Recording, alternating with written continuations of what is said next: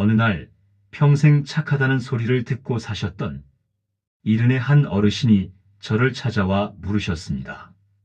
선생님, 저는 남의 눈살 찌푸리게 한 적 없고 모임에 가면 굳은 일도 마다하지 않았습니다. 그런데 왜 나이가 들수록 사람들이 저를 함부로 대하는 것 같을까요?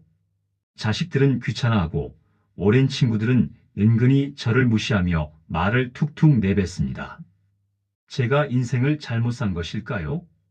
그분의 젖은 눈동자를 보며 제 마음도 한참 동안 먹먹했습니다. 여러분도 이런 기분을 느끼고 계시지는 않습니까? 남에게 상처 주기 싫어서 참아왔고 분위기 망칠까봐 웃음 짓던 우리들입니다. 하지만 여러분, 인간관계에는 아주 차갑고도 냉혹한 사실 하나가 숨어 있습니다. 내가 상대의 비위를 맞추기 위해 나를 낮추고 양보하는 순간 역설적으로 상대는 나를 고마운 사람이 아니라 언제든 함부로 대해도 되는 사람으로 여기기 시작한다는 사실입니다. 관계를 지키고자 낮췄던 내 마음의 성벽이 오히려 무례한 이들이 발을 들이는 낮은 문턱이 되어버린 것입니다. 다산정약용은 이렇게 말했습니다.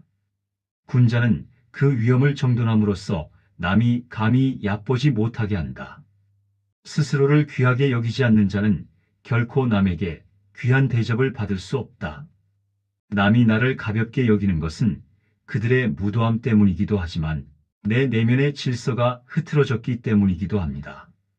무시당했을 때 화를 내거나 따지는 것은 하수의 방법입니다. 고수는 침묵과 기품으로 상대가 스스로 부끄러움을 느끼게 만듭니다. 오늘 이 영상에서는 남에게 비굴하게 굴지 않고도 나를 무시하던 이들이 고개를 숙이게 만드는 법을 이야기하려 합니다. 이 영상을 끝까지 보신 뒤 오늘부터 딱 하나씩만 실천해 보시기 바랍니다.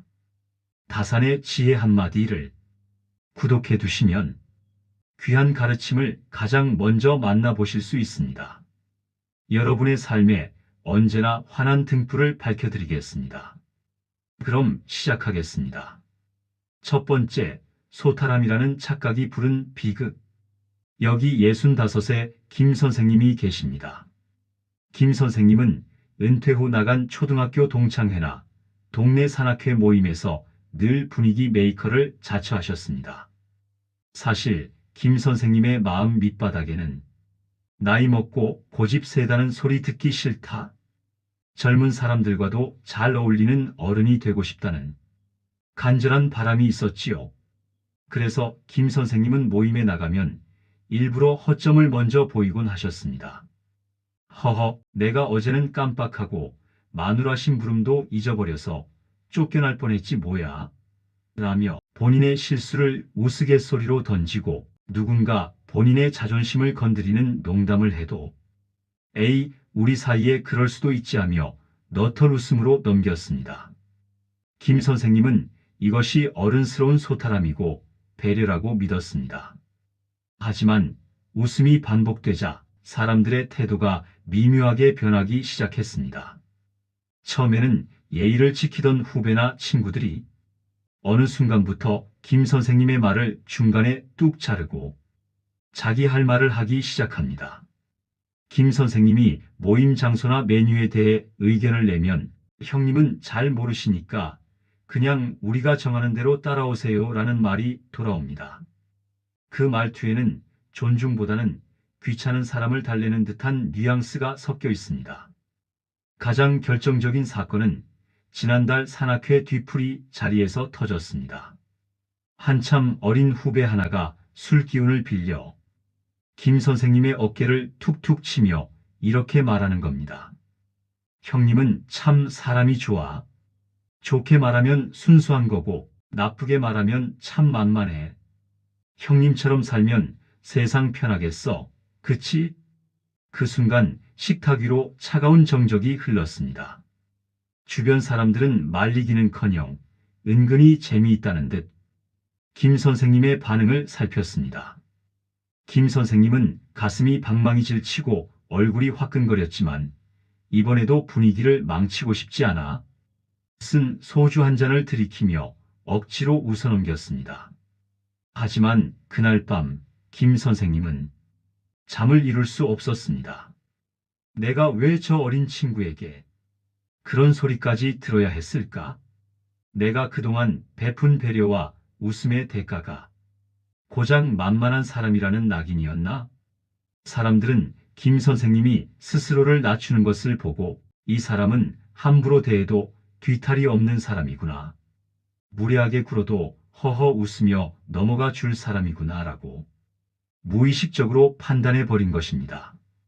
혹시 여러분도 김 선생님처럼 관계를 지키기 위해 당신의 자존심을 땔감으로 쓰고 계시지는 않습니까? 내가 먼저 나를 낮추면 겸손하다고 칭찬해 줄 것 같지만 세상은 낮아진 문턱을 밟고 넘어가려 할 뿐입니다. 내가 먼저 다가가고 내가 먼저 웃고 내가 더 많이 말해야 관계가 좋아진다고 믿습니다. 하지만 다산 정약용 선생의 가르침은 정반대입니다. 다산은 유배지 강진에서 홀로 보낸 그 처절한 고독의 시간 속에서 인간의 위험이 어디서 나오는가를 치열하게 연구했습니다. 다산은 아들에게 보낸 편지에서 신독과 지라는 두 단어를 강조합니다. 신독이란 홀로 있을 때에도 삼가고 단정히 하는 것이며 지란 멈추어야 할 때를 아는 것입니다. 다산은 이렇게 말했습니다. 사람이 나를 가볍게 여기는 것은 내가 그들에게 너무 많은 것을 보여주었기 때문이다. 말의 홍수는 내면의 가난을 증명할 뿐이며 가벼운 몸짓은 상대에게 나를 밟고 지나가라는 초대장과 같다. 왜 말이 많아지면 무시를 당할까요? 그것은 나의 패를 상대에게 다 보여주기 때문입니다. 내 고민, 내 약점, 내 자랑을 다 쏟아내고 나면 상대는 더 이상 당신이라는 존재에 대해 궁금해하지 않습니다. 신비함이 사라진 자리에는 경멸이 싹트기 쉽습니다. 다산은 유배지라는 비참한 환경에서도 아침마다 의관을 정제하고 꼿꼿이 앉아 책을 읽었습니다. 보는 사람 하나 없는 방에서도 스스로를 귀하게 대접한 것입니다. 이것이 바로 정돈된 위엄입니다. 내가 나를 흐트러짐 없이 대할 때 그 기운은 보이지 않는 벽이 되어 타인의 무례함을 막아냅니다. 깨달음은 멀리 있지 않습니다. 무시당하지 않으려는 노력은 상대를 이기려 드는 것이 아니라 내 안의 소란을 잠재우는 것에서 시작됩니다. 입술의 문을 굳게 닫고 몸가짐을 단정히 할 때 상대는 함부로 행동하지 못하게 됩니다. 동양의 지혜에서 침묵은 말을 안 하는 것이 아닙니다. 내면의 힘을 비축하는 행위입니다. 다산은 물은 깊을수록 소리가 없고 벼는 익을수록 고개를 숙인다는 진리를 몸소 보여주었습니다. 소리가 큰 개울물은 깊이가 얕아 바닥이 다 보이지만 깊은 호수는 그 속을 알 수 없어 사람들이 경외심을 갖고 바라보는 것과 같은 이치입니다. 무시당하고 있다는 생각이 들 때일수록 더 많이 말해서 해명하려 하지 마십시오. 오히려 입을 닫고 당신의 일상을 정돈하십시오. 당신이 내뿜는 고요한 질서가 100마디의 항변보다 더 강력하게 당신의 가치를 증명해 줄 것입니다. 그것이 바로 첫 번째 핵심이자 어른의 위엄을 되찾는 가장 빠른 길입니다. 다산 정약용 선생은 유배지라는 척박한 환경에서도 결코 흐트러진 모습을 보이지 않았습니다. 선생은 아들들에게 보낸 편지에서 이렇게 꾸짖으셨지요. 말이 많으면 품격을 잃기 쉽고 행동이 가벼우면 위엄이 서지 않는다. 군자는 모름지기 그 위엄을 정돈함으로써 남이 감히 얕보지 못하게 해야 한다. 다산이 말한 위엄은 권위를 세우라는 뜻이 아닙니다. 스스로를 귀하게 여기는 내면의 질서를 뜻합니다. 심리학적으로 이를 심리적 거리감이라 부릅니다. 모든 것을 다 보여주고 모든 농담에 응대하는 사람은 타인에게 신비로움과 경외심을 잃게 됩니다. 내가 나를 누구나 밟고 지나가도 되는 잔디밭으로 내놓았는데 누가 그 길을 조심스럽게 걷겠습니까? 그렇다면 오늘부터 무시당하지 않기 위해 우리는 무엇을 해야 할까요? 첫째, 3초의 멈춤을 기억하십시오. 누군가 당신에게 무례한 농담을 하거나 선을 넘는 발언을 했을 때 즉각적으로 웃거나 맞받아치지 마십시오. 그저 가만히 3초 동안 상대의 눈을 응시하십시오. 이 짧은 침묵은 100마디 호통보다 무겁습니다. 상대는 당신의 3초의 침묵 속에서 자신의 무례함을 거울처럼 마주하게 될 것입니다. 둘째, 말을 아끼고 정제하십시오. 모임에서 주인공이 되려 하지 마십시오. 남들이 3마디 할 때 한마디만 하되 그 한마디에 진심과 품격을 담으십시오. 셋째, 단정한 뒷모습을 유지하십시오. 앉은 자리를 정돈하고 걸음걸이를 바르게 하는 것만으로도 사람들은 당신을 함부로 대하지 못합니다. 꼭 기억하십시오. 위험은 목소리를 높인다고 생기는 것이 아닙니다. 말을 아끼고 스스로를 정돈할 때 누구도 넘볼 수 없는 어른의 성벽이 세워지는 법입니다. 두 번째 가르침, 거절 못하는 호인이 아닌 단단한 어른이 되는 법. 올해 63신 박 여사님은 주변에서 법 없이도 살 천사로 통합니다. 누가 급하게 돈을 빌려달라고 하면 본인 노후 자금을 쪼개서라도 내주었고, 모임에 자질구레한 총무일이나 심부름도 내가 좀 더 움직이면 되지 하는 마음으로 다 떠맡았습니다. 그런데 어느 날부터인가 주변 지인들의 부탁이 점점 선을 넘기 시작했습니다. 며칠 전 10수년을 알고 지낸 고향 친구에게 전화 한 통이 왔습니다. 대뜸 하는 말이 이랬지요. 이번에 우리 아들이 서울로 면접 보러 가는데 자네 집 비었지? 며칠만 좀 재워주게. 애가 예민해서 호텔은 잠자리가 불편하다네. 자네 음식이 정갈하니까 아침밥도 좀 챙겨주면 좋고. 박 여사님은 순간 당황했습니다. 본인도 요즘 무릎이 좋지 않아 거동이 불편한 데다 남의 아들 뒤시중을 드는 게 보통 일이 아니라는 걸 잘 알기 때문입니다. 하지만 입 밖으로 나온 말은 마음과 달랐습니다. 그래? 아이고, 아들이 고생이네. 알았어. 그럼 오라고 해. 결국 박 여사님은 사흘 동안 자기 집 안방을 내주고 거실 바닥에서 잠을 청하며 아침 저녁으로 국을 끓이고 밥상을 차렸습니다. 정작 친구 아들은 고맙다는 말 한마디 없이 자기 방에서 게임만 하다 떠났고, 친구는 전화 한 통으로 이렇게 말하더군요. 애가 덕분에 편하게 있다 왔단다. 자네는 혼자 사는데 적적하지도 않고 좋았겠네. 나중에 우리 딸 올라갈 때도 부탁하네. 박 여사님은 그날 밤 퉁퉁 부은 무릎을 만지며 속이 문드러졌습니다. 고맙다는 말 한마디는커녕 내 호의를 당연한 권리로, 아니 오히려 본인이 내 적적함을 달래준 선심으로 치부해버리는 그 태도에 가슴이 미어지는 것 같았습니다. 내가 왜 이렇게 살고 있나, 거절 한마디가 왜 이토록 어려운가 하고 박 여사님은 홀로 눈물을 훔쳤습니다. 앞서 살펴본 박 여사님의 사례처럼 우리는 왜 그토록 거절을 힘들어할까요? 혹시 내가 거절하면 상대가 상처받지 않을까, 나를 나쁜 사람으로 보지 않을까 하는 두려움 때문은 아닙니까? 다산 정약용 선생은 이런 생각을 뿌리째 흔들어 놓았습니다. 다산은 유배중 아들들에게 보낸 편지에서 의와 비굴함의 차이를 엄격히 구분했습니다. 선생은 이렇게 말씀하셨지요. 옳지 않은 일에 예라고 답하는 것은 예의가 아니라 비굴함이다.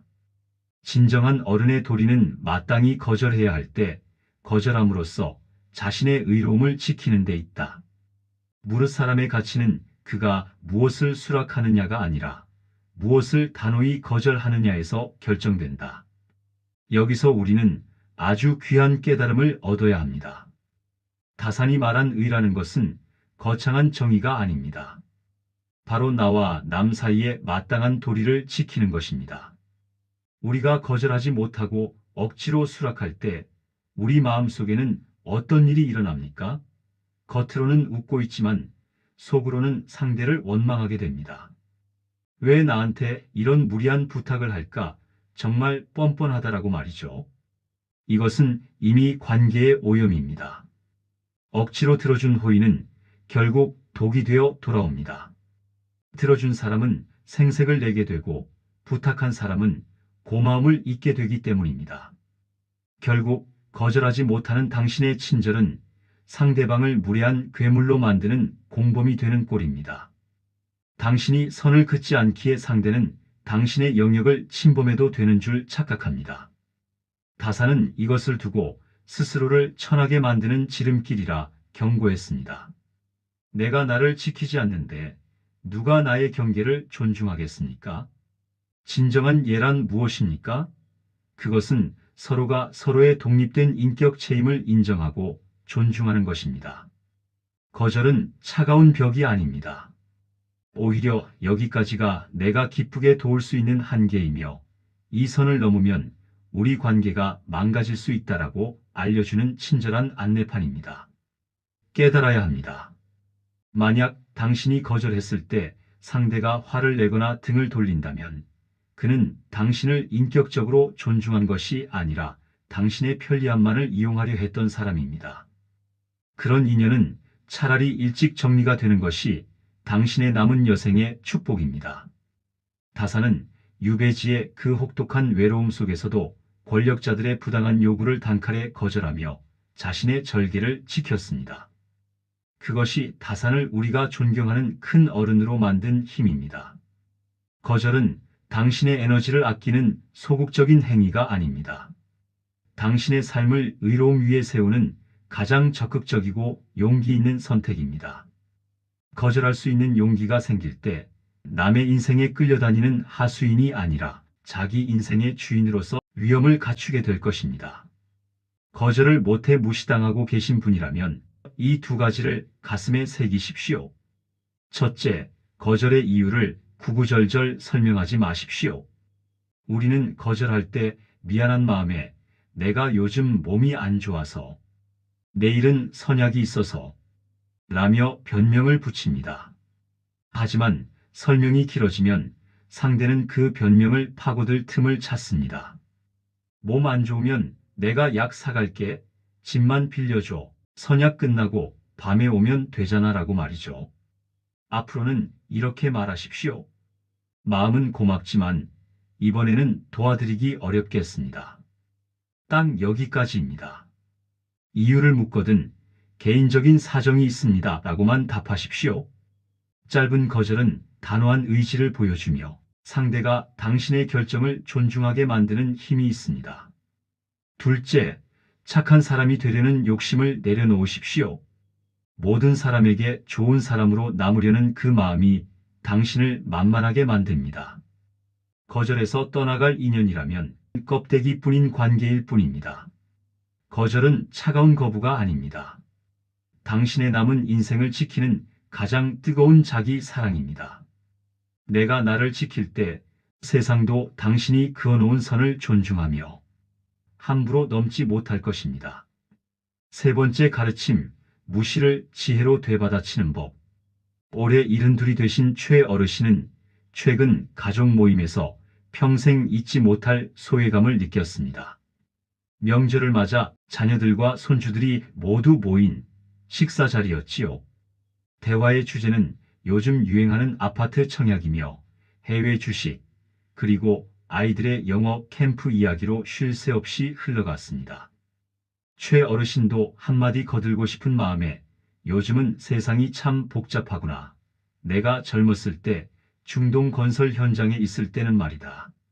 하고 어렵게 입을 떼셨습니다. 그런데 그 순간 큰아들이 젓가락을 내려놓으며 말을 툭 자릅니다.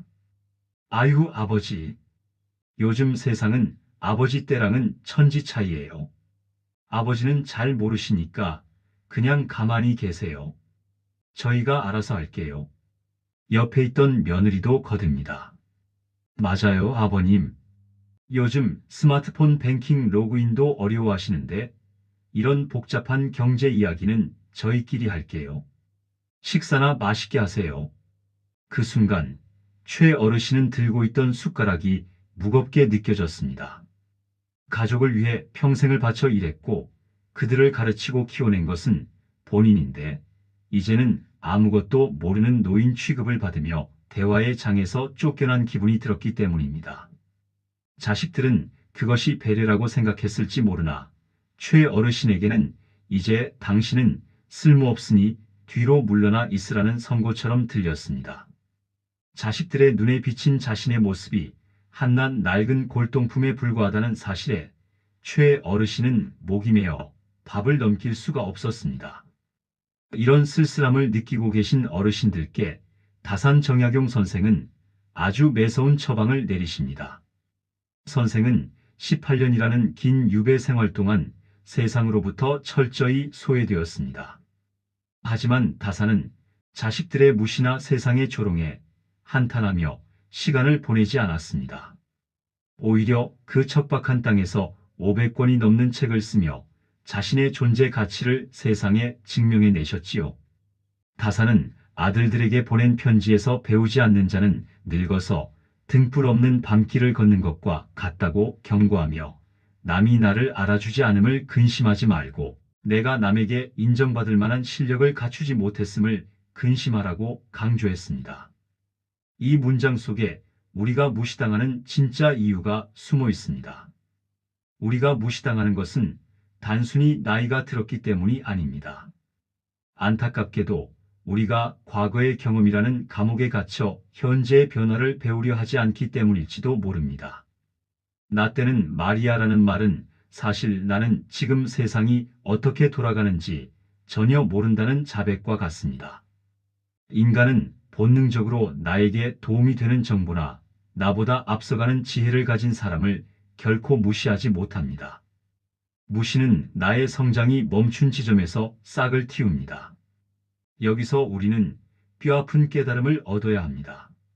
무례한 이들의 입을 막는 가장 강력한 무기는 나의 분노가 아니라 나의 유능함입니다.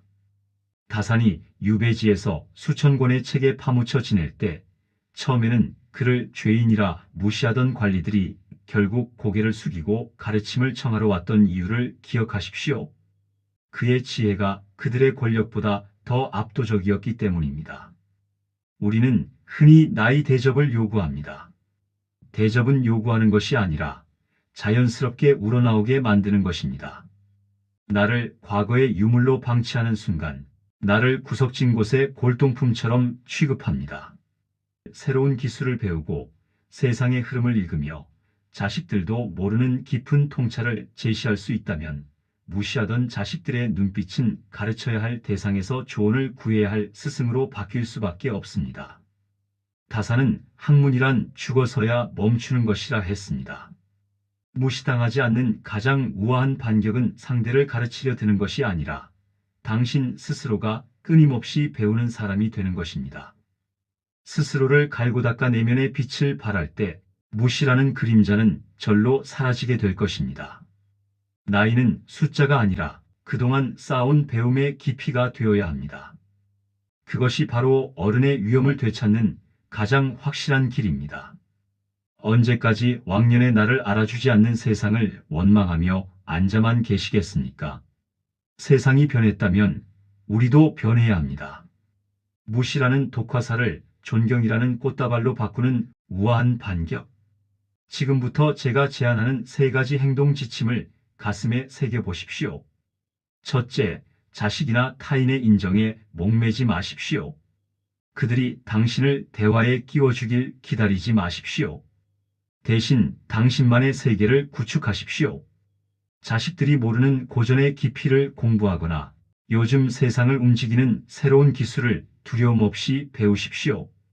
당신이 스마트폰으로 주식을 관리하고 최신 정보를 먼저 건네는 모습을 보일 때 무시하던 자식들의 눈빛은 가르쳐야 할 대상에서 조언을 구해야 할 대상으로 바뀔 것입니다. 둘째, 유능함을 조용히 전시하십시오. 큰 소리로 나도 안다 라고 외칠 필요 없습니다. 묵묵히 책을 읽고 글을 쓰고 건강한 몸을 가꾸는 모습을 보여주십시오. 셋째, 왕년에라는 말 대신 내일은이라는 말을 쓰십시오. 과거의 훈장에 기대는 사람은 만만해 보이지만 내일을 준비하며 공부하는 어른은 경외심을 자아냅니다. 기억하십시오. 무례한 사람들의 입을 막는 가장 강력한 무기는 분노가 아니라 성장입니다. 스스로를 갈고 닦아 빛을 발할 때 무시의 그림자는 절로 사라지게 될 것입니다. 네 번째 가르침. 떠나는 인연에 매달리지 마라. 30년 지기의 변심에 밤잠을 설치는 조 여사. 올해 68인 조 여사님은 최근 가슴 한구석이 뻥 뚫린 것 같은 허망함에 시달리고 있습니다. 30년을 친자매처럼 지내온 단짝 친구 때문입니다.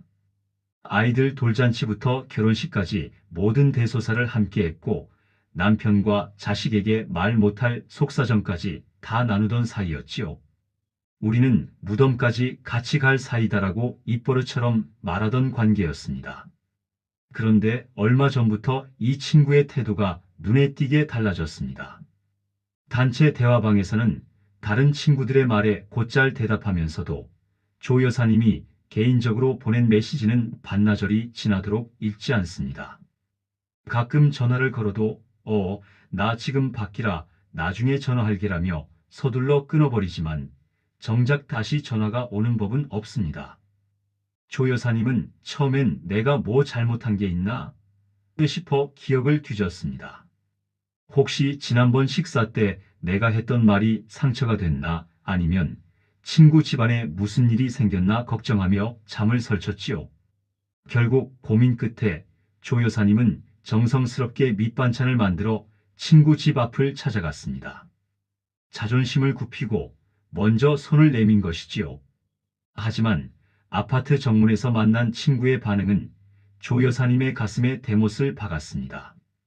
반갑게 손을 흔드는 조 여사님을 보며 친구는 멈칫하더니 귀찮다는 표정을 숨기지 못한 채 이렇게 말했습니다. 아니, 연락도 없이 웬일이니? 나 지금 약속 있어서 나가봐야 하는데. 이 반찬은 마음만 받을게. 우리 애들도 이런 거 잘 안 먹어. 조 여사님은 그 자리에 망연자실하게 서 있었습니다. 손에 들린 반찬통이 세상에서 가장 무겁고 초라하게 느껴졌습니다.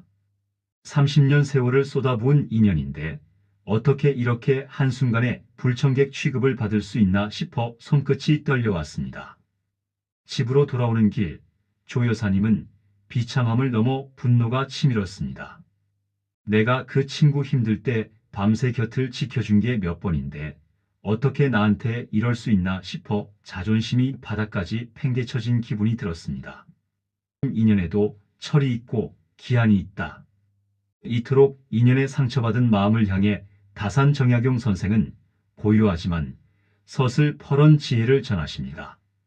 다산은 권력의 정점에 있을 때 구름처럼 몰려들던 사람들이 유배길에 오르자마자 언제 봤냐는 듯 등을 돌리는 광경을 똑똑히 목격했습니다.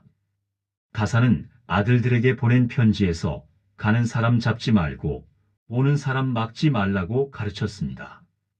또한 꽃이 피면 벌나비가 모여들고 꽃이 지면 흩어지는 것이 천지의 순리다라고 말하며 인연의 덧없음을 강조했지요. 이 문장 속에는 냉정한 현실이 아니라 우리가 집착에서 벗어날 수 있는 거대한 깨달음이 들어 있습니다. 사람의 인연이란 내가 붙잡는다고 머물고 가라고 한다고 떠나는 것이 아닙니다. 다산은 인연이 다해 떠나는 것을 배신이라 여기지 말고 그저 그 시절의 소임을 다한 것이라 여기라고 했습니다. 나무가 추운 겨울을 나기 위해 울창했던 잎사귀를 미련 없이 떨구듯 사람 사이에도 유통기한이라는 것이 존재합니다. 내가 부족해서 떠나는 것도 상대가 나빠서 변하는 것도 아닙니다. 그저 함께 걸어갈 길의 길이가 거기까지였을 뿐입니다. 떠나는 인연에 매달리는 것은 이미 죽은 나무에 물을 주는 것과 같습니다. 여기서 우리가 얻어야 할 깨달음은 명확합니다. 내 손을 놓으려는 사람을 억지로 붙잡는 것은 나 스스로를 가장 초라한 곳으로 내모는 일입니다. 다산은 재물로 사람의 마음을 사려 하면 재물이 바닥날 때 사람도 흩어지지만 내 몸을 낮추어 도리를 다하면 그 인연은 평생의 뿌리를 내린다고 했습니다. 만약 당신이 도리를 다했음에도 상대가 떠난다면 그것은 당신의 잘못이 아니라 그 인연의 수명이 다한 것입니다. 서운함과 원망으로 밤을 지새우기엔 우리의 남은 생이 너무나 소중합니다. 우아하게 문을 닫고 당신의 자리를 비워두라. 인연의 철이 바뀌었음을 인정했다면 이제는 당신의 마음 성문을 단단히 걸어 잠글 차례입니다. 첫째, 서운함을 따져 묻지 마십시오. 어떻게 나한테 이럴 수 있니? 라는 질문은 상대를 불편하게 만들 뿐 아니라 당신을 가장 가련하고 만만한 사람으로 만듭니다. 상대가 거리를 두기 시작한다면 당신도 조용히 걸음을 뒤로 물리십시오. 다사는 군자는 그 위험을 정돈함으로써 남이 감히 얕보지 못하게 한다고 했습니다. 침묵하며 거리를 두는 것이 30년 우정에 대한 마지막 예의이자 당신의 자존심을 지키는 유일한 길입니다. 둘째, 관계의 빈자리를 억지로 채우려 하지 마십시오. 외로움 때문에 아무나 곁에 두려 하면 반드시 또 다른 무례한 인연이 그 자리를 꿰차게 됩니다. 차라리 그 빈자리를 고독으로 채우십시오. 다산이 유배지에서 홀로 지내며 내면을 채웠던 것처럼 혼자서도 충분히 평온할 수 있는 사람만이 타인에게 휘둘리지 않는 단단한 길을 가질 수 있습니다. 셋째, 고마웠다는 마음 한 자락만 남기고 보내주십시오. 다산은 인연이 다했다면 물 흐르듯 흘려보내야 마음의 평안이 찾아온다고 했습니다. 떠나는 친구를 향해 독서를 내뱉거나 원망하지 마십시오. 그저 속으로 이렇게 말하십시오. 한 시절 내 곁에 머물며 위로가 되어주어 고마웠네. 자네의 길을 잘 가시게. 떠나는 인연의 문을 우아하게 닫아줄 때 비로소 당신의 삶에 새로운 귀인이 들어올 문이 열릴 것입니다. 지금까지 우리는 남에게 무시당하지 않고 어른으로서의 당당한 기계를 지키는 4가지 지혜를 함께 나누었습니다. 말을 아껴 내면에 성벽을 쌓는 법, 비굴한 예 대신 단호하게 거절하는 법, 끊임없는 배움으로 나의 가치를 증명하는 법, 그리고 떠나는 인연을 우아하게 보내주는 법까지. 이 모든 이야기가 결국 향하는 곳은 단 한 곳입니다. 그것은 바로 내가 나를 어떻게 대접하고 있는가 하는 본질적인 질문입니다. 다산 정약용 선생은 인생의 가장 밑바닥이었던 유배지에서 이런 말씀을 남기셨습니다. 남이 나를 업신여기는가? 그것은 대개 내가 나를 스스로 업신여기기 때문이다. 내가 나를 귀하게 여기지 않는데 세상 그 누가 나를 귀하게 대접하겠는가? 누군가 당신을 무시하거나 가볍게 여긴다면 그것은 당신의 가치가 떨어졌기 때문이 아닙니다. 단지 그들이 당신이 세워놓은 마음의 경계선을 보지 못했을 뿐입니다. 흙탕물이 튀었다고 해서 진주가 돌멩이가 되지 않듯 당신은 여전히 세상 무엇보다 귀하고 존경받아야 할 존재입니다. 남의 눈치를 보느라 낭비했던 소중한 에너지를 자신을 사랑하고 가꾸는 데 사용하십시오. 착한 사람이 되기 위해 당신의 영혼을 깎아내리지 마십시오. 오히려 스스로를 귀하게 대접하고 당신의 삶에 엄격한 질서를 세우십시오. 다사는 군자는 홀로 있을 때에도 삼가며 스스로의 그림자에게 부끄럽지 않게 행동한다고 했습니다. 당신이 스스로를 예우할 때 세상은 비로소 여러분에게 깍듯한 예의를 갖추고 진정한 귀인들이 여러분의 곁을 찾아올 것입니다. 오늘 전해드린 이 지혜들이 그동안 사람 때문에 상처받고 밤잠 설쳤던 여러분의 마음에 단단한 방패가 되었기를 진심으로 소망합니다. 혼자 고민하지 마십시오. 인생의 고비마다 흔들릴 때 옛 성현의 가르침은 가장 명확한 지도가 되어줄 것입니다. 품격 있는 노후, 누구에게도 휘둘리지 않는 당당한 어른의 삶을 꿈꾸신다면 다산의 지혜 한마디를 기억해 주시기 바랍니다. 다산의 지혜 한마디가 여러분의 곁을 든든하게 지키겠습니다. 오늘 영상이 여러분의 무너진 마음을 세우는데 작은 등불이 되었다면 지금 구독과 좋아요로 그 마음을 표현해 주십시오. 여러분의 응원은 제가 더 깊고 단단한 지혜를 찾아오는 가장 큰 힘이 됩니다. 또한 오늘 이야기를 들으며 가장 가슴에 남았던 구절이나 여러분만의 마음 다스리는 법이 있다면 댓글로 남겨주십시오. 제가 하나하나 정성껏 읽으며 여러분의 품격 있는 인생 후반전을 함께 응원하겠습니다. 오늘 하루도 스스로를 지극히 아껴주는 평안한 시간 되시길 바랍니다. 지금까지 다산의 지혜 한마디였습니다. 다음 영상으로 찾아오겠습니다. 감사합니다.